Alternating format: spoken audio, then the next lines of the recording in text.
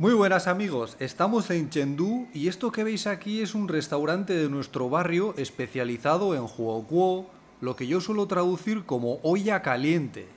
Esta es muy probablemente la especialidad culinaria más popular de China y también una de las más antiguas, con casi 2000 años de historia. Pero se da la paradoja de que todavía es bastante difícil encontrarla en los restaurantes chinos de Occidente.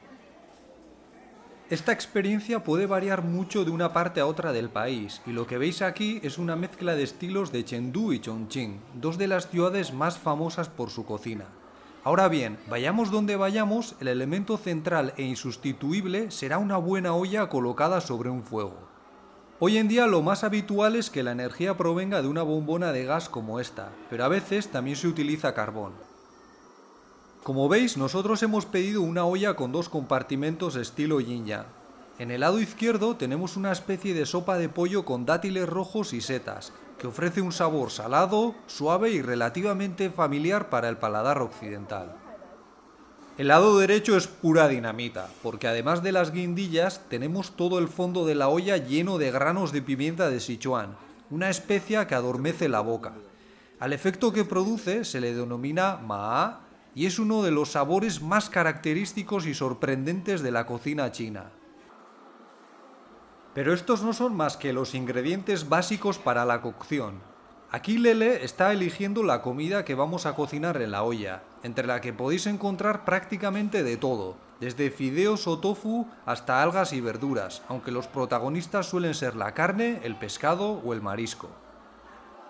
Mientras traen los platos, aprovechamos para preparar la salsa en la que untaremos la comida, que en este caso consiste en una base de aceites de maíz, soja, sésamo y demás, a la que añadimos ajo picado, perejil chino y cebolla verde. Y para rematar el asunto, un poco de vinagre o salsa de ostras. No obstante, hay restaurantes en los que podéis encontrar todo tipo de mejunjes y condimentos imaginables para montaros vuestra salsa guarrindonga perfecta.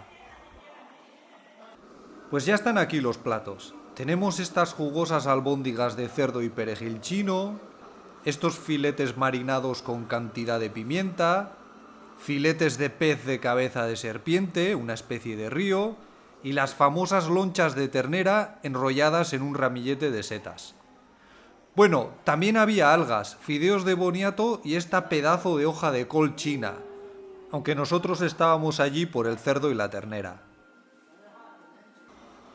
Una vez que estén las sopas hirviendo, vamos metiendo la comida para que se cocine.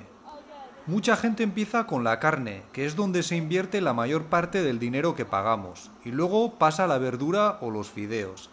Tampoco es raro que se sumerjan primero los productos que más tiempo de cocción necesiten, pero esto es muy libre y cada uno puede hacerlo en el orden que prefiera. Normalmente, si la olla está bien caliente, basta con unos 5 o 10 minutos para preparar las piezas de carne de menor grosor. A partir de ese momento podemos empezar a disfrutar de la variedad de bocados, los cuales adquieren una pinta espectacular y un intenso sabor que podemos personalizar con la salsa que hemos preparado. Dentro de la cultura china, las ollas, calderos y potes han disfrutado de una enorme importancia simbólica casi desde el comienzo de su civilización. Ya en las primeras dinastías, las ollas de 3 o 4 patas, o ding, se utilizaban en rituales ceremoniales, y más tarde se convirtieron en un signo del estatus social y político que podemos encontrar en muchos templos.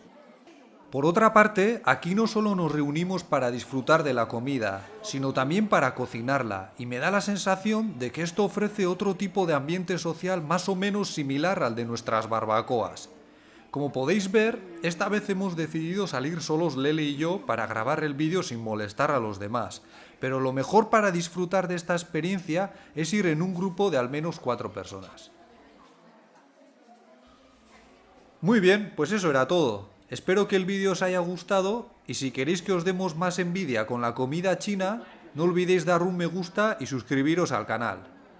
Mucha suerte y hasta la próxima.